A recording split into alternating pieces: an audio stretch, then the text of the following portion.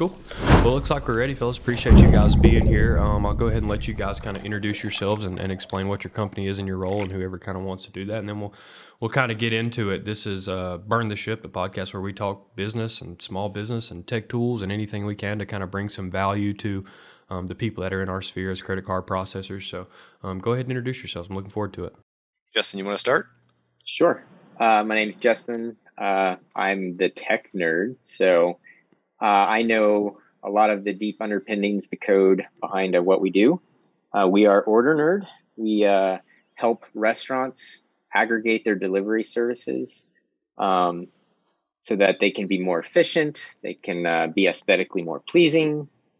And I'll let Stephen say more on that and introduce himself. And he won't tell you this, but the idea was really Justin's idea. Justin was at a farm burger one day in Peachtree Corners, and he heard all these beeping noises, and he looks over to his left, and he sees this wall of tablets, and they're all going off. And he asked the bartender, "Is that what I think it is?" And then the bartender basically responded with like, "Dude, don't get me started." And so Justin immediately took a picture of all these tablets and texted me, and he had a few beers. He said, "It might be the beer, but I think this is the problem we need to solve." And so I began paying attention, and I started seeing it all over Atlanta. We call it tablet hell, where these restaurants, just their counters are covered in these little tablets, and they're basically playing a whack-a-mole game, trying to handle their online orders, and they're doing the same thing 5 different ways, right? And so my name is Steven. I handle the sales portion of our business. I'm the sales nerd. And yeah, it was a very clear problem that we saw. And Justin, has a lot of experience building integrations. I have a lot of experience selling to restaurants. I worked at Scout Mob for 5 years. Anyone who's from Atlanta should know that name. And so it seemed like the perfect idea for us to tackle. And here we are, a year and a half later, and built a business on it. Well, Stephen and I have known each other for a while, and we, this isn't my first entrepreneurial endeavor, but he and I had been gotten together. One of the things I learned was from my previous experiences was find a partner, right? I don't know if you can relate with MP Group or whatever, but it's hard doing these things by yourself. And so I kind of wiped my hands of my previous thing. I was looking for the next thing. I knew my weakness was sales, and I knew Gladney was the ultimate sales guy. And so I was like, we got to find something to do something together. And, then the beer and the rest, so on and so forth. For sure. I definitely understand what you're talking about as far as coming to a team. My team, I always say this, the reason that I've had success learning the little bit I know about technology, the small portion I understand about sales and our business is because of the team and the environment that the people here have been able to create for me, create for Tristan. All of our guys are just very thankful for, a very hospitable environment to be ourselves and continue to grow our business in ways that really, just vibe with who we are as people, which, brings us to kind of what the role of the podcast is. But I have a question that's a little bit in both of you guys' fields, especially, and I kind of wanted to hit this early so we can kind of outline what that problem really is. Explain to me the value of online ordering to a restaurant and how they see that service, and how vital that is to their service. Kind of what is the merchant perspective from online ordering and delivery? Yeah, I think there's 2 ways that merchants look at it.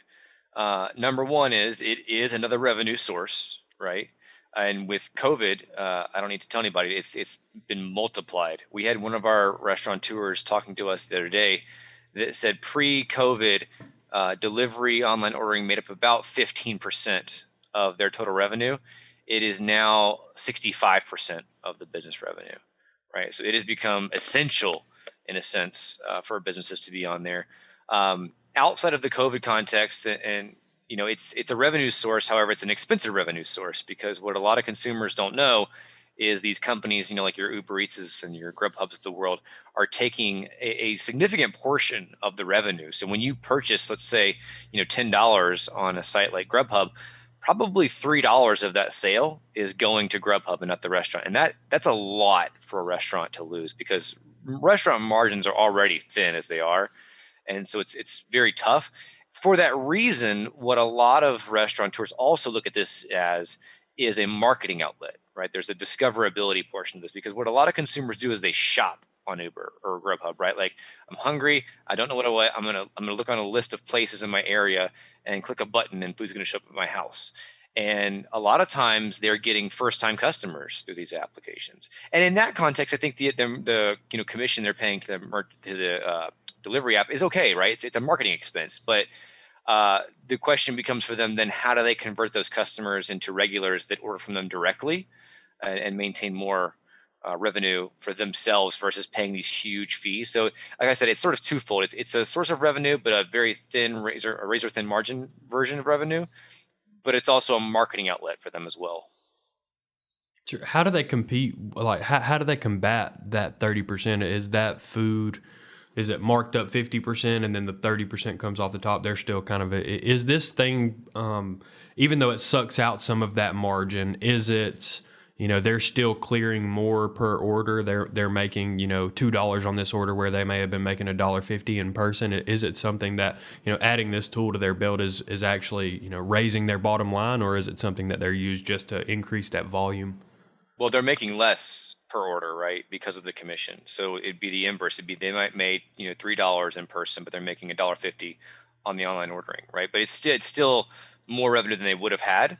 And you could argue that they may be cannibalizing if someone was going to order from them directly, sure, and then orders on an online app, then they lose that $1.50, right? It's hard to say, right? Like, it's unfortunately has become a necessary evil with COVID. Your other question was, are they marking up prices? It's a pretty common practice. You'll see that restaurateurs mark up the prices, not the full 30% of the commission, but a portion of that to try to offset it a little bit, because they have to, because they literally have to, otherwise they're in the red on every single transaction. And so, you're paying a premium for the convenience as a consumer, and the restaurateurs are just, trying to keep the numbers in the black for them, per se. What is the technology expectation for that solution? I mean, when you're approaching people and saying, "Hey, we want to fix this problem for you," how present is that problem technology-wise in these merchants' brains? That's a great question, because at the end of the day, the owner is the one who's going to sign the check and the contract with us, right? But it's rare that the owner is the one actually handling the orders in the restaurant. So there's somewhat of a disconnect there. They don't feel the pain as directly as a cashier might, right? But they do know that there's tablets all over the counter. It's ugly. It's hard to keep them charged. There's contamination issues with cross-contamination of things. Typically, there are some merchants who just get it instantly. They understand the problem. They understand it's more efficient. Others need you sort of have their staff sort of lean on them. One of our merchants, their owner turned us down, but then when we showed it to their staff practically begged them for it. And they said to me, if I ever got rid of OrderNerd, my staff would quit. So, you had no two owners are the same. Some of them get it. Some of them need to be persuaded. We rely on the staff sometimes to help us. One thing that we discovered, though, after we built the tablet solution, was that the owners and the accountants back in the office were having the same problem with the reporting. Because, if you're on, let's say, 4 different delivery apps, you've got to go log into 4 different websites and look at 4 different dashboards, right, with different data sets to get a hold on your numbers. And some of these apps do not let you export the data out until it's something like QuickBooks or Excel, and you're just kind of stuck there. And so they were having the same problem with consolidation in the back office. And so we then built an aggregate of all the reporting. So the merchants, the owners, can log into our dashboard online and see all the sales data from all the services in one place. And so you have the exact same efficiency gain in the back office for doing the accounting that you do in the front of house processing the actual orders in real time. Okay, so you've got the marketing and exposure piece that's kind of built in with the technology. You've got the pain alleviated from this front of house staff solution, actually, the hands-on people that are touching the piece of equipment. You've got that additional value in the back office from an accounting and business, actually working, on your business instead of in your business perspective. how is it that you guys found that restaurants to be that my question, I guess, is does this pain exist anywhere else? Because from a merchant services perspective, if you walk in there and you see people that are getting 2 and 3 and 4 statements, you say this is an opportunity for me to fix that pain. What is it that specifically about this issue was the one that you said, okay, this is the one we got to solve? Are there any of these other issues within the restaurant space, I guess is my question. In terms of like consolidation? Yeah, I mean, just you're aggregating this source as well. I don't see it being, where people have several different point of sale systems or anything like that. Why was this even possible? I guess all of those companies working so independently of one another, but aggregation doesn't seem like where we would be headed. It doesn't even seem like phase one of something that I would want to add to my business is something that, we're having to add all of these several separate tools. Is aggregation, is that a common problem in restaurants as a whole? Are they using all of these separate systems and several tools to run their business? Is there more kind of, integrations on the road for OrderNerd as well? So I guess to say why this, I would just say serendipity, right? It was that moment where I saw the writing on the wall, or the tablets on the wall, as I like to say. Are there others? That is something we're constantly always evaluating, right? At least for me, I don't have a lot of background in restaurants. I didn't work at Scout Mall, unfortunately, to kind of help me with that. But as we get close to the customer, we're learning these things. I also kind of heard, and forgive me if I'm wrong, but it sounded like you maybe were going the direction outside of restaurants for a minute. I definitely think there probably are other verticals, other merchant services that aren't necessarily restaurants that, could benefit from some sort of aggregation service. But, as a startup company, you always want to kind of go niche first to be successful before you kind of go wide, and, do something a mile deep and great versus, mediocre, but a lot of people. For sure. And that makes sense. Yeah. So, and you guys may be familiar with this company actually. So there was a company out there that I met early on into my venture that was basically like Angie's List for restaurants. So they were like anyone, if you have problems with your walk-in cooler, if you have HVAC issues, if you have appliance issues in your actual kitchen, it's it's like a directory. It's like a directory of people that'll come to your restaurant and fix stuff. So I know that there's technology solutions in the restaurant space that is, geared toward reducing some of that pain, whether it be in a staff or an owner perspective. Just wasn't sure, obviously being in that space, you have the ability to adapt and solve other pains for your clients. That's why I kind of posed that question. But I want to kind of divert from there and ask another question as well. Talking about how you guys kind of came into business together, and that serendipity moment is a good way for me to kind of bridge into this. And I wanted to talk about bootstrapping a little bit as well, because from my understanding, you guys are one of those companies that hasn't had any funding. You never took on any debt. You didn't give away 30% of your business for 1% of the income that you're ever going to make, which is a good thing. And it's something that I always kind of try to point tech entrepreneurs toward specifically is, don't give away this huge portion of your business before you even know what your business is worth.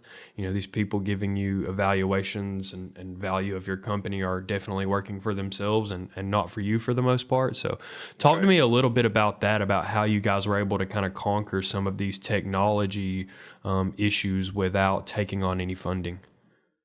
A lot of late nights. I don't think we ever had the intention of seeking funding. We were approached by several venture capital firms last year and met with them and had conversations, but we've never really pursued it directly or had the intention to.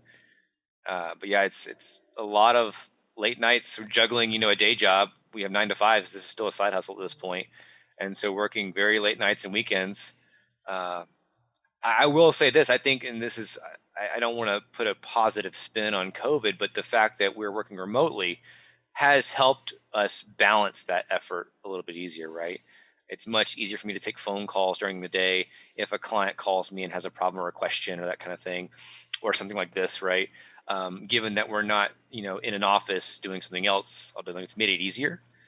So in a way, there's a silver lining for us that we happen to have started this company, right before that started, and it's made that balance a little bit easier on us. Just I don't know what you want to add to anything there. No, I'd say that sits it to a T. And, we're fortunate that the places we do work, value our efforts and not necessarily like a clock on the wall, right? Yep. So whereas we might take an hour and do something, for OrderNerd, we might sacrifice an hour later at night to make up whatever we missed out on. So Sure. um, Sure. So that how do those conversations go with venture capitalists? If you're not really looking for money, I guess you're looking for a deal that's too hard to, an offer that you can't say no to, an offer that you can't refuse. I guess if you're having meetings with the Godfather, but tell me how those conversations go. How do these people find you? How do they approach you, and how do you say no? So I guess that's probably the question that most tech people are saying is like, how do I say no to all this money? We weren't necessarily gonna say no. We're not against funding. I want to be clear that we're not, opposed to it. For anyone that may be listening. There is there's for those who know of Atlanta Tech Village up in Buckhead, there's a monthly event called Atlanta Startup Village, where they let local startup companies basically come in and do a pitch of their product. And every month there's about 4 to 5 companies that pitch, and the audience will vote on their favorite of the night. And then they do a year-end competition for all the winners each month. And the winner gets, I believe it's like a parking space and a deck at the village, perhaps some other perks. But it's heavily attended by people in the startup community, including venture capitalists, right? And there were a couple people that were in the audience. We won, by the way, our night. We haven't won the big thing yet. That's actually going to happen, I believe, in May. It's been pushed back due to COVID, obviously. But the finals are in May, which we'll be competing in. But we did win our month that we were there. And some guys walked up to us afterward and handed us their cards and said, "We'd love to talk to you guys." And so we met with them. And I think the biggest thing that they were hesitant about was that this is a side hustle for us, that we're not doing it full time yet. And I think they wanted to see someone who was already at the point in the process where they had gone full time, right?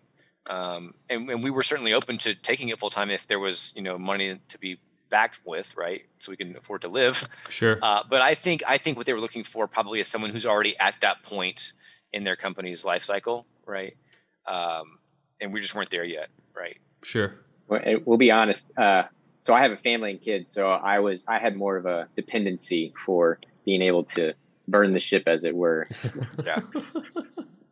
But Gladney here is, all in and ready to go. Yeah, that makes a lot of sense. And it's kind of both, that there's a tie in between there is, if you want to go full time, if you want to, bet on yourself, if you want to burn the ship, you definitely are taking a risk there. And it's a little bit strange to me that, and it's not strange because I understand the logic, but if I'm you guys and you're telling me, yeah, we don't really want to put this amount of money into, people that aren't full time, all the way in their business, spending every second, every day into their business. We're looking for people like that. My response would be, well, if you found me at that point, it is too late for you, venture capitalist. Yeah. Because I understand the value of my time and industry, and I'm sure that you guys, anything that you've ever really put all of your time and energy into is probably done very well. So it's strange to me that just those guidelines that venture capitalists under, they operate under, and it's like they'll grab any of these, and I call them like educated lottery tickets. They're like lottery tickets where you almost know all the numbers. And they'll take these people where they can see 30 and 40% up front for a small amount of money and just take it. It's like a gamble, it's like a lottery ticket. Hey, this one might hit big and we can get such a huge portion and not spend a bunch of time here for such a small amount of money that, it's one of those conversations that I have with a lot of people. And I'm not a tech entrepreneur. I don't own any piece of technology or anything like that. So, there goes my, my ability to say, I don't really fully know what I'm talking about, but I just understand that I have seen some people, with really good ideas, with strong business backgrounds and real business skills that have taken money so early. It's kind of shot themselves in the foot. You lose all of that ability to keep moving uphill there when you take money so early that someone else, you basically end up getting yourself a job. Your hard work and all that, you find yourself with a job. That's exactly how I kind of think about it. Is I love the fact that we are sort of in control of our own destiny right now, and we answer to no one, right? The moment that you take on money, you have a boss, right? It's what it really is at the end of the day. And that that sort of takes the fun out of it. Now you also get the mentorship and the guidance, which is great, right? But I mean, we're talking this was happening. I mean, maybe 3 months in from the product being live, and so we certainly weren't ready for that type of conversation yet, if I'm being completely honest, right? And so there were a lot of factors, but I love what you said, that I agree with you. Like, this is our thing, and we've gotten to a point now after about a year that we have enough revenue where we can take it full time eventually, probably within the next year or so, right? And not have that debt, right? And I would much rather have waited a year to get to that point than have the hyper growth. We could have gotten that point maybe in 6 months with the funding, but then given a portion of control. I'd prefer to wait the year and maintain the control personally. Yeah, for sure. Going back to our partnership conversation, what I think is great is Gladney and I very early on kind of had that conversation with what we're not only do we want to build something, but what is the goal of building it? And it was kind of to do our own thing, right? Like, not to be the boss of somebody else, not to get VC funding. It was, we want to build something so that we can kind of be our own bosses and do whatever we want, right? So while we both are, I'll speak for myself, I did get a little excited. I did jump the shark a little bit when somebody came up and talked to us and they said they were a VC or represented a VC. And we did entertain those meetings, but I mean, we quickly circled back to, what we were about and what we wanted to do. And so I think it's important to have those conversations early so that you know. Yeah, for sure. And let people in tech know that you have to be, when you're so early in those meetings and you're not ready for that, you give up so much when you do that, when you make that, like, you got to own the ship to burn the ship. If you burn the ship and you don't own the ship, you are in trouble. But that segues me perfectly into something else that I wanted to talk about too. And you mentioned Atlanta Tech Village. I saw you guys win your night, by the way, and you guys actually had some of the more entertaining people on your night. Oh yeah, we did. Yeah, they were entertaining. And that sometimes is enough to win. Go runner. It really, a quick runner. Yeah, quick runner. Yeah, shout out to Kendrick. Kendrick's still grinding. I'll tell you, I don't know. You guys probably haven't had any, but he's still grinding. They're still doing it. He's still doing orders. He's still bring you whatever you need. Sharp guy. He was the one that wanted to burn the ship, wanted to take the bet on himself, wanted to be his own boss, which is proof to exactly what we're talking about. But you guys definitely had some more of the entertaining people there that night. So congratulations for winning your night. That was the last startup village that I went to. I miss it. I can't wait to go back. But talk to me a little bit about Atlanta Tech Village and being in that space and just being in the tech space in general. I mean, founding a technology company anywhere is difficult. Founding one in the South, in Atlanta, where we have such a diverse technology community. I don't know if that makes it more difficult because there's more players in the game, more competition, harder for people to get eyes on the next big thing, or if it makes it a little bit easier having a lot of like-minded people around you from a technology perspective. Describe a little bit of that to me, how this founding of a tech company in the South has been both a positive and a negative experience for you, I'm sure. I would say I would struggle to think of negativity. You were talking about it because we're in the South and there are all these companies. Does that make it harder? I mean, our competition is not in the South. Like, our direct competitors are out West. So I don't think being here has any bearing on that. I think because of Atlanta Startup Village, because of startup conversations, because of podcasts like this, we don't have VC funding. We don't have that kind of mentorship, but we have so much other mentorship because of the community around us. Like, I don't have investment from somebody, but I know 10 people I can go talk to about an investment, about a question that is an investor, and they would happily talk to me without giving me money and expecting some sort of percentage back. And beyond just investors, I'm a developer. I can talk to many developers about any issue I have. And I'm not concerned with IP or anything like that. Like, ideas are cheap. It's all about execution is, one of the things you always hear. And I totally agree with it. I've had great ideas. I've never executed on them. And I've seen someone else I've never even talked to come up with the same idea. And it's like, well, that was cheap and I didn't execute on it. But so I'm not so guarded with like what I'm doing. Like, I do think it's a very awesome thing that we've discovered and we've worked on. But we talk to people freely, like, hey, I have this problem. And what's great is being in Atlanta with such a big development community, I'm able to pop open the Zoom, do a screen share and work through some code, get something fixed. And everybody, I don't know. I think it's just positives all around. Sure. Yeah, when Atlanta's one of those big small cities, like everyone kind of knows somebody who knows somebody, right? And I think Justin hit the nail on the head. There's such a great network here that you can connect with, and there's very low barriers to that connection. He and I are fortunate. We've both been in the Atlanta tech scene for a minute now, and so we have those connections, right? Like, I mean, people like David Cummings, for example, has been a resource for us. Dave Payne, the founder of Scout Mob, like we have these people we can go to that are not in a formal relationship, but are still willing to lend us their expertise and advice, which is, I mean, you can't put a price tag on that, right? Yeah, for sure. I found that specifically in two places. Atlanta Tech Village overwhelmingly being the first one. I mean, it's like walking in the door there. Like, it's so hard to walk in without learning something. The other place I'm not sure if you guys are affiliated with is Switchyards. Yeah, that's Dave and Michael. So Yeah, Dave Payne for sure. and Michael Stefani from Scout Mob. Yeah. Yeah, I love those guys. Yeah. I love Switchyards.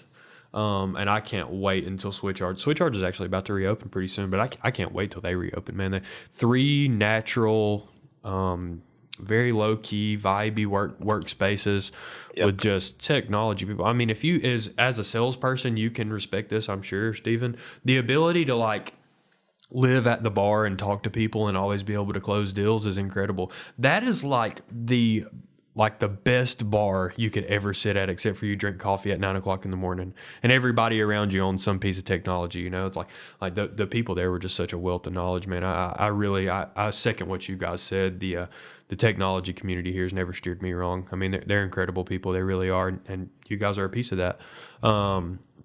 So I appreciate you. I mean, that I think covers it. I mean, we understand a little bit more about the technology community down here in the South, what that means, like getting into business and owning a technology company, as well as what you guys do and who you are and how we can help. So I guess just to wrap it up from here is tell people how they can get a hold of you and tell us what you're looking for. If anybody out there has, a wealth of restaurants, a huge network of those people that they would be willing to introduce you guys to, or whatever else you're looking for.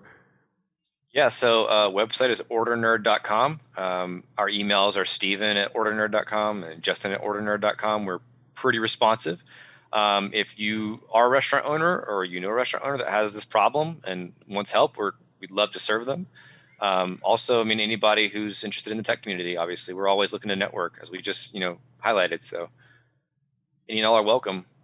Thanks for having us on, man. It was fun. Yeah, I appreciate it. I'm looking forward to being able to do some business moving forward. I think that we all have something really interesting going on that we can bring to kind of keep us in front of other people that we're interested in. So I'm interested in just being able to help out. I've learned so much from that technology community and how people help each other without expecting anything in return. That I really want to be well versed enough and well networked enough in that community where I can bring some value that way. So I just appreciate you guys, your time and opening the doors for me that I'm sure that we'll open for one another in the future, and just anyone else that you want to connect with the podcast that has something interesting like you guys or any of those other tech people, we'd love to have them on. But yeah, man, I just appreciate it. I really do appreciate the time. Looking forward to connecting in the future. Thanks, man. Cool. Thanks.